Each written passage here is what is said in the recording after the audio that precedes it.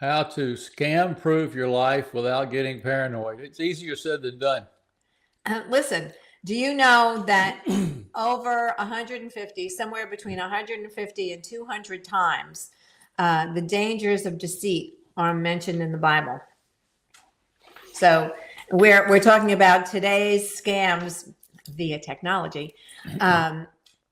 But deceit is a very, very, very common human thing that has been used for years and years, Forever. thousands of years. Forever. So, and sometimes the most deceitful thing is your own heart. So it's very, very important for us to be aware that deceit is out there. People are trying to scam you in every way they can.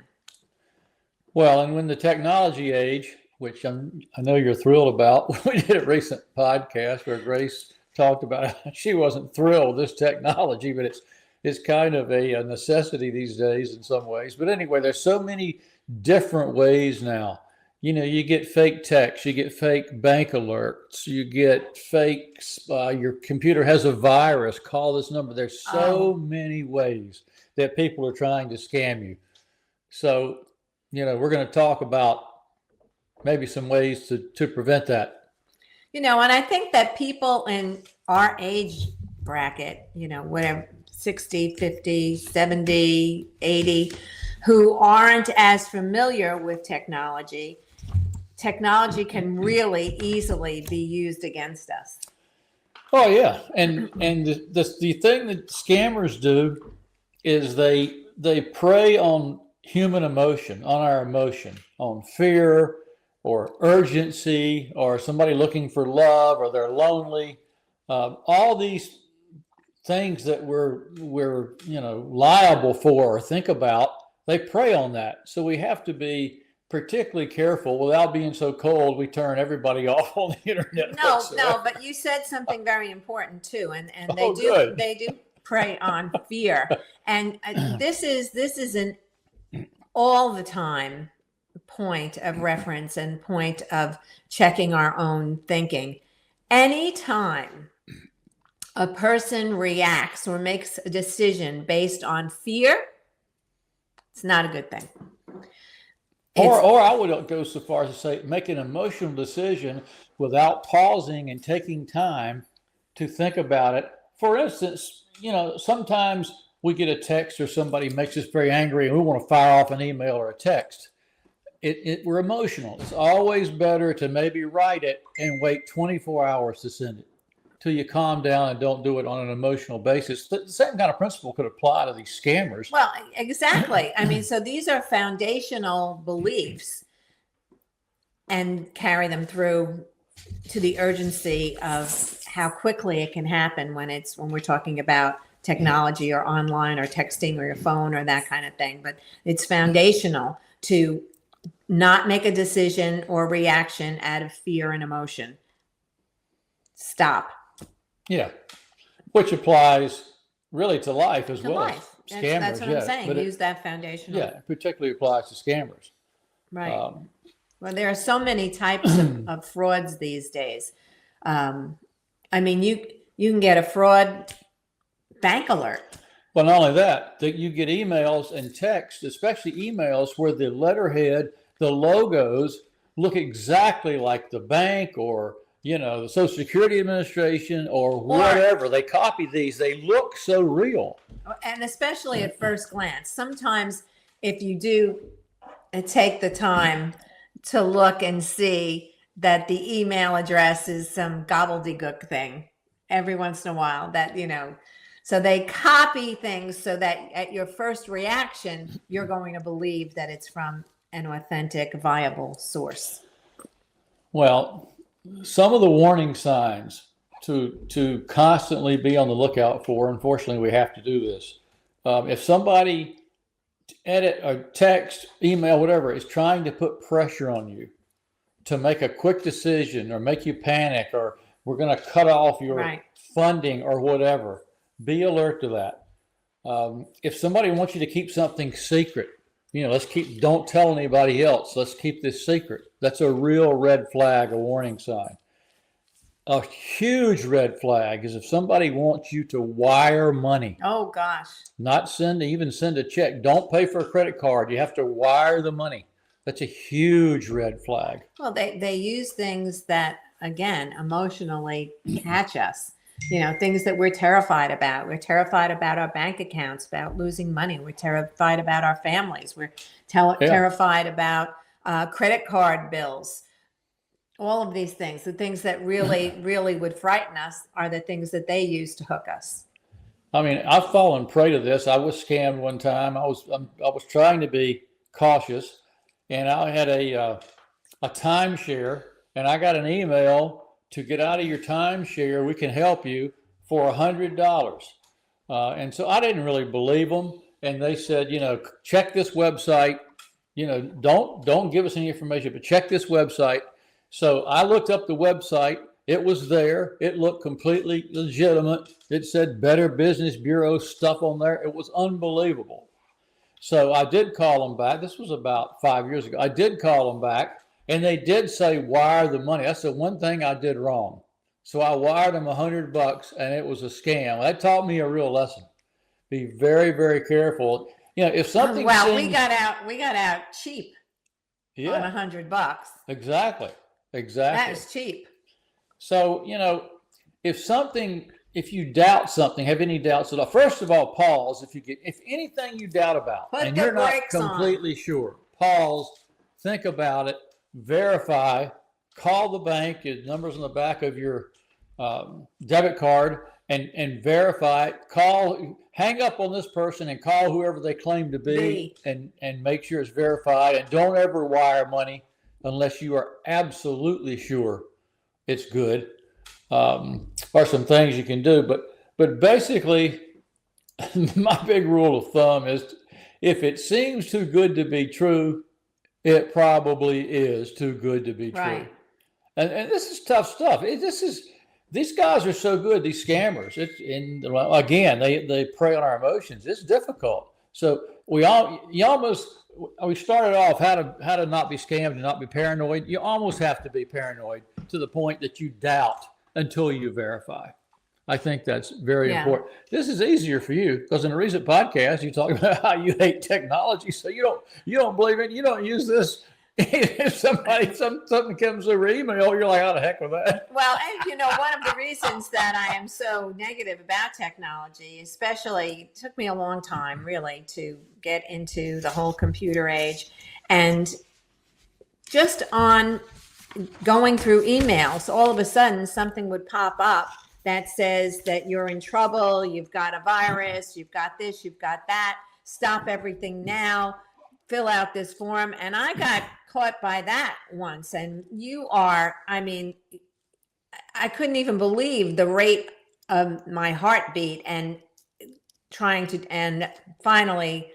What was that scam about? I don't even know. I guess they ultimately are looking for you to contact them so that they can sell you some ongoing protection for your computer. But you have to give them, if it's real at all. Right. I mean, but it wasn't. And luckily I was talking to a friend. She said, hang up, stop, shut your computer now. And I did. And of course it was fake. But it got me. Well, you reminded me of something else. And this is very dangerous. No matter what somebody sends you, don't never, ever give out information, Social Security number in particular, bank number. Don't ever give out any information to these people unless you have verified, hung up, recall the right source, verified it all before you give out any information, because that's what they're looking for. Right. They can wipe out your entire bank account if you gave them that information. They can have the money wired out if they have that, your password or whatever. So don't ever give them that information. Right. And just stay calm. Proverbs 10, verse 9, whoever walks in integrity walks securely. But if you take a crooked path, you will be found out. So I just pray that they will be found out. I started to say, the crooks, I hope they will be found out. But I'll tell you this, there's people I've seen in my life that work a lot harder at scamming people. If they had a real job, they could work half as hard and make probably maybe not as much money, but make a good living. But they'd rather scam and cheat people. It's horrible. There are people, a lot of people out there like that. It's also the thrill of the escapade. It's like gambling. So, and we're talking about money primarily here, but some of the saddest stories are about the catfishing or what these scammers do for people that are looking for love, especially elderly people or lonely people. And they come across and send fake pictures and, oh, can you just please send me money? My sister's dying of cancer. Oh, and there's so many checks and balances on that. But when your emotions, when you just want to be loved so much, you fall for this. It's kind of a natural thing. And then a lot of these people, they believe it so much, they don't believe people who love them, who tell them it's baloney. Right, right. And there's some sad, sad stories out there about that. Terrible. The lying tongue hates the people it's actually hurting. These liars, they hate the people they're hurting. And when they go the other way and they're very flattering, they work ruin in your life. And that's Proverbs 26:28. So it's terrible what they will do. Well, so it's a difficult subject, and it's hard not to become paranoid and you can't be cautious enough. You can't be safe enough. Well, verify everything that you can. How many ways have we already delineated? We have computer scams, we have text scams, we have telephone scams. These are all telephone call scams. Telephone call scams. Yeah, I mean, if there's a way you can Banking, be communicated. Insurance, Social Security, tax. Oh yeah, a lot of times you get a fake text from the IRS. You're in default, and you must pay immediately, or you will go to court. I mean, unbelievable. If there's a way somebody can communicate with you, there's somebody out there looking to scam you on it. This is a very negative podcast. I'm sorry, but I mean, it's reality. Unfortunately, that's the world we live in. Wow. So, but if you're very cautious and if you verify, you don't have to go crazy, and you can protect yourself. Right. So be thinking up ahead and stay calm. And again, it's not just for this kind of scamming. These are life principles: to stay calm, not react out of emotion, not be fearful. Right? Do you think that your anti-technology mindset helps you in this area? Well, when it comes to technical scamming, yes. Yeah. But I mean, people, we get scammed all the time. I'm trying to come up with a plus that you hate technology for you. I'm trying to come up with a plus because I think it's mostly a negative because in today's world. Well, I guess I just see the danger. There's a lot, and scamming even on social media. Now you're scamming. Now you're scamming me. That's not the reason you hate technology, because you see the danger. That's not the reason you hate technology. It's a big part of the reason. Oh, it is. Yes. I would think it's more for technology's sake, learning it, dealing with it. I see the danger. Bugs. No, I see it as a danger. Well, that's very good. Very good. So I don't have to worry about us being scammed with me or you. Oh. Anyway. Ready for questions? I guess so. Margaret in Knoxville, Tennessee. Oh, God, this is a scary one. My grandson's voice was on a phone saying that he was in trouble and he needed money right away. It sounded just like him, but something felt off. What should I do if that ever happens again? Well, it sounds, first of all, Margaret, like you didn't fall for it the first time.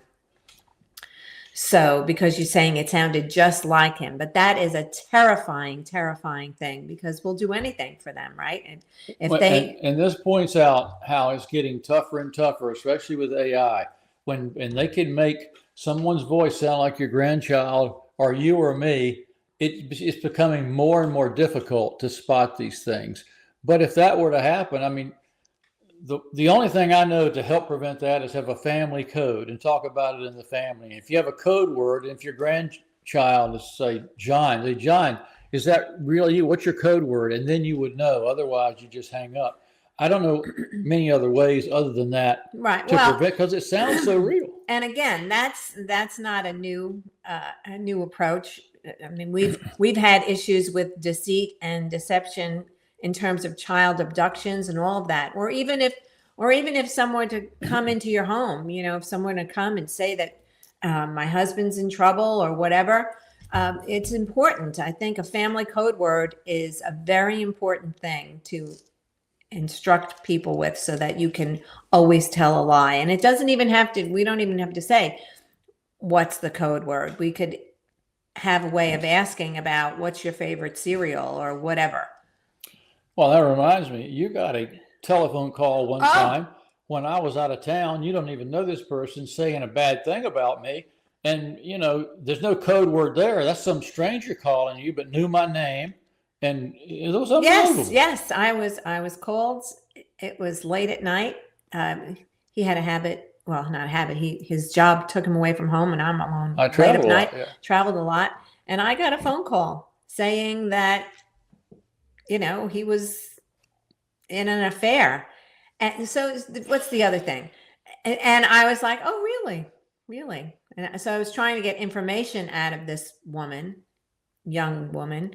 But that's another thing, though. There's a mindset thing there, because my first reaction is in knowing him and who he is. So it's very important that we have that knowingness about our people and our family, and not react with fear and emotion. Called trust and not jumping to conclusions. And not jumping to conclusions. But you were very smart, because you asked her for more questions and she couldn't answer. Right. So that was very smart. Right. So you were trying to verify that way. Right.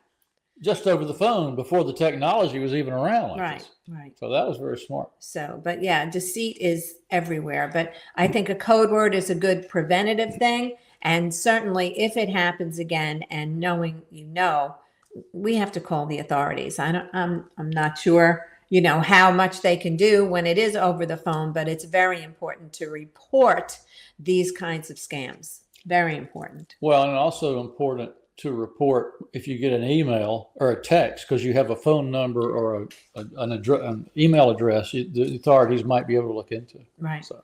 But, we love to watch true crime stories, etc. And talking about scams, how many people have been scammed in, what do they call it? Catfish situations. Well, they call the one where they try to make people think they've gone crazy. What do you call that? You know the one where they gaslighting. Yes, gaslighting. Yes. But in the catfish situations, look at how many people are duped by the same quote lover. And they get millions of dollars from these people, mostly women. And they're preying on people's loneliness and things, and they're taking their money, and it's awful. The thing is that some of them are so smart. Many of them are just so smart, and they know exactly how to do this. And then they scam one person and pass all the riches on to the second person until they can get them in the ring, and then they scam them, and then it's ongoing. It's a terrible thing. Anyway, hopefully we've said code word to prevent it. Report them when it's done. Diane from Asheville. I got a text that looked like it came from my bank saying my account was locked. I almost clicked it, but I got nervous. How do you know what's real? Well, we talked about that. That's a very good question, Diane. This is a little bit easier to deal with. Call your bank or whoever the text supposedly came from. Call them, hang up on this person, just close that out and call your bank and verify, make sure it was real. And probably if you got a text like that from a bank, probably 9 times out of 10, it's bogus. But call the bank and verify and find out is a good way to check. Before you do anything, again, pause, be very leery until you verify. Don't click anything. Don't give any information. Do not react. Nothing. Do not react. I don't care if it's technical or physical or don't react. Pause, stop, think, and then make a decision. Because fear and emotions will get us into trouble no matter what we're up against. But That's true. certainly in this day and age with the immediacy, that's the thing, the immediacy of technology. And then we want to react immediately.